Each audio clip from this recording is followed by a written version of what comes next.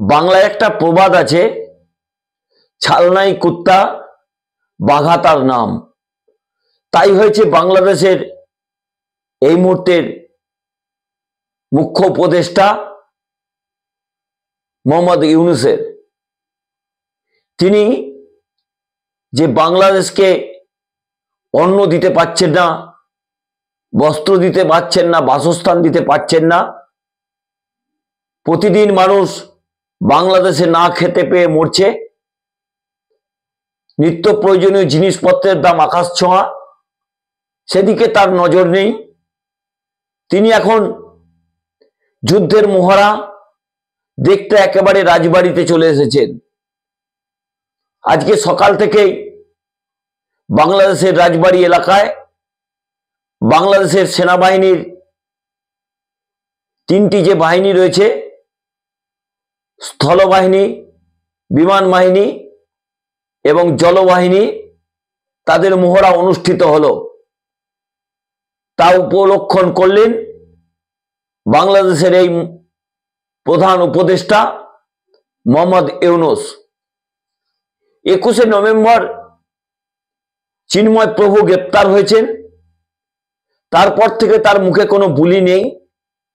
দিনের পর দিন হিন্দুরা আক্রান্ত হচ্ছেন, হিন্দু মন্দির আক্রান্ত হচ্ছেন, হিন্দুর বিভিন্ন ধর্মের মানুষের উপর আক্রমণ করা হচ্ছে, সেদিকে বাবুর লক্ষ্য নেই।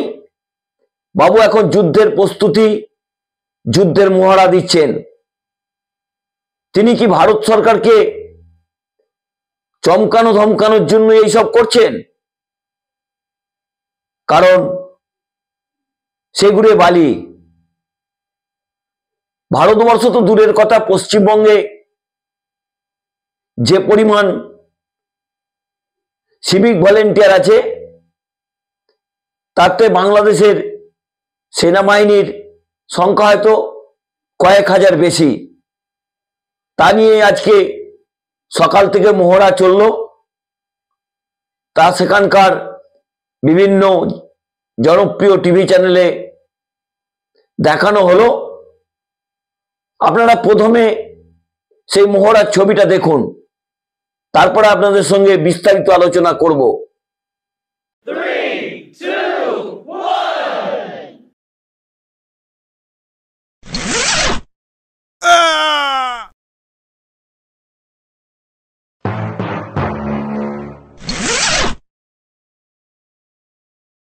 Three, two, one. 3, 2, 1.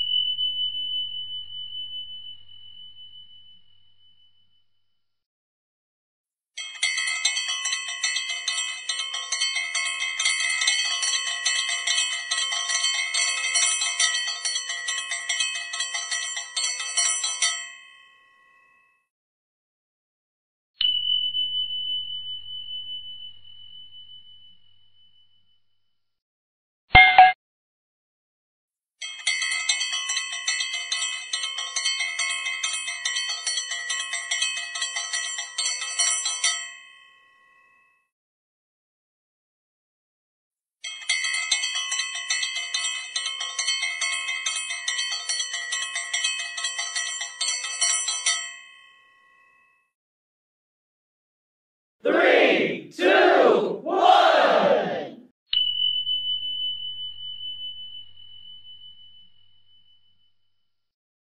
Three, two, one.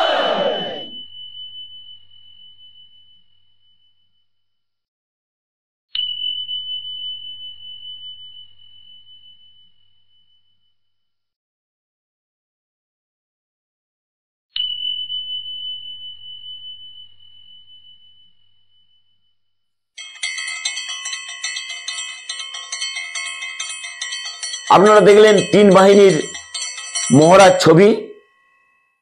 তা কিন্তু নিজের চোখে দেখার জন্য চলে এসেছিলেন এই মুখ্য উপদেষ্টা মোহাম্মদ ইউনূস, তিনি গত কয়েকদিন ধরেই সংখ্যালঘু হিন্দুদের উপর আক্রমণ হচ্ছে তা নিয়ে কোনো মন্তব্য করছেন না। তিনি বারবার বলছেন ভারতবর্ষে বিভিন্ন সংবাদ মাধ্যম, বিভিন্ন সোশ্যাল মিডিয়াতে নাকি বাংলাদেশ বিরোধী প্রচার হচ্ছে। আজকে যে মহড়ার ছবি তিনি দেখলেন এবং সেখানে তিনি যে বক্তব্য রাখলেন, সেই বক্তব্যের পরেও কি ভারত সরকার চুপ করে থাকবে? তিনি কি বলেছেন আপনারা একটু শুনুন, তারপরে আপনাদের সঙ্গে বিস্তারিত আলোচনা করব। যে মহড়া দেখলাম, যুদ্ধের মহড়া, অত্যন্ত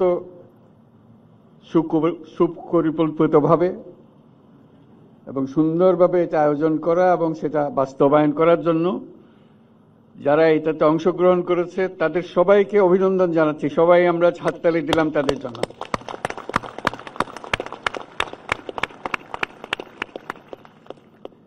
এটা চমৎকার অভিজ্ঞতা নিয়ে গেলাম, কত সুন্দরভাবে একটা যুদ্ধ পরিচালনা করা যায়, কত সাহসের সঙ্গে এগিয়ে যাওয়া যায়। যদিও এটা বাস্তব নয়, এটা মহড়া মাত্র। তো এই মহড়া থেকেই বাস্তবের সৃষ্টি, প্রস্তুতি, যাতে প্রকৃত যুদ্ধে আমরা সফলভাবে বিজয়ী হয়ে আসতে পারি। সেনাবাহিনীর মূল লক্ষ্যই হলো বিজয়ী হওয়া, দেশকে রক্ষা করা সকল পরিস্থিতিতে। বলা যাবে না এটা এখন বর্ষার দিন, এখন আর পারবো না, এখন বেশি গরম, এটা পারা যাবে না, বলার উপায় নাই।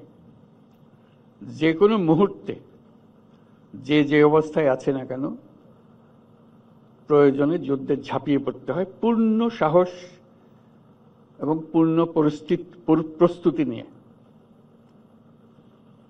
সেটারই একটা মহড়া হলো। আপনারা শুনলেন মোহাম্মদ ইউনূসের বক্তব্য। তিনি ভারতবর্ষকে চমকানো ধমকানোর এই সামরিক মহড়া দেখাচ্ছেন।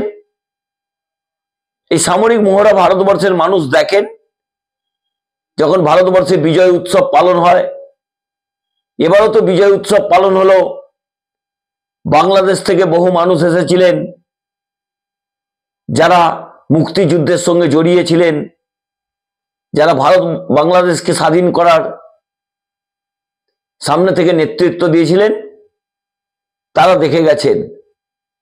সেখানে কিন্তু ভারত সরকারের পক্ষ থেকে বা ভারতের কোনো সেনাবাহিনীর কোনো কর্তা কিন্তু কোনো মন্তব্য করেননি। আজকে মোহাম্মদ ইউনূস বলছেন যে প্রকৃত যুদ্ধে যাতে জয়লাভ করা যায় তারই প্রস্তুতি। কোন প্রকৃত যুদ্ধের কথা বলছেন? আর আপনাদের মাথায় যারা হাত রেখেছে সে পাকিস্তান, সেই পাকিস্তানের আজকের অবস্থা দেখলেন?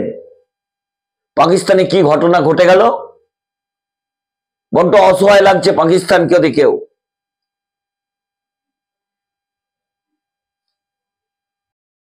অর্থাৎ যে কথা বলছিলাম, তিনি ভারত সরকারের চোখে চোখ রেখে যদি কথা বলতে চান তাহলে কিন্তু আপনি সাবধান। ভারত সরকার পুরো বিষয়টি দেখছেন। প্রধানমন্ত্রী নরেন্দ্র মোদী একটু চুপ করে রয়েছেন।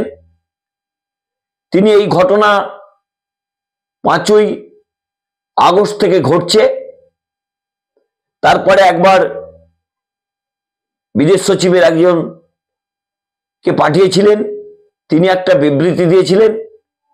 তারপরে কিন্তু ভারত সরকারের পক্ষ থেকে কেন নীরব তা নিয়ে কিন্তু প্রশ্ন বিভিন্ন রাজনৈতিক দল তুলছে।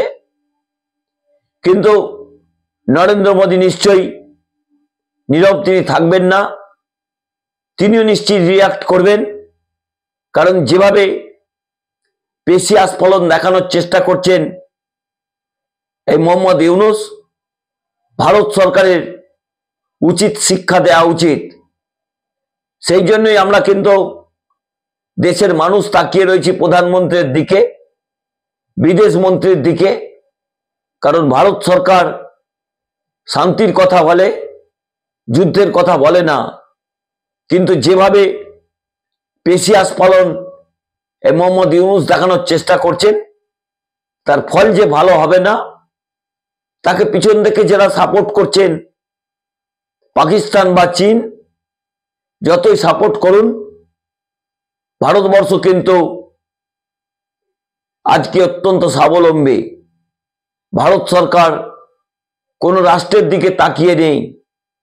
তবে বাংলাদেশ সরকারের মুখ্য উপদেষ্টা মোহাম্মদ ইউনূস যেভাবে আগুন নিয়ে খেলার চেষ্টা করছেন, তাতে কিন্তু ফল খারাপ হবে। নমস্কার, আমি দেবজ্যোতি। যদি আমার এই পর্বটি ভালো লাগে, চ্যানেলটি সাবস্ক্রাইব করে বেল আইকনটি ক্লিক করে আমার পাশে থাকবেন। শুভরাত্রি।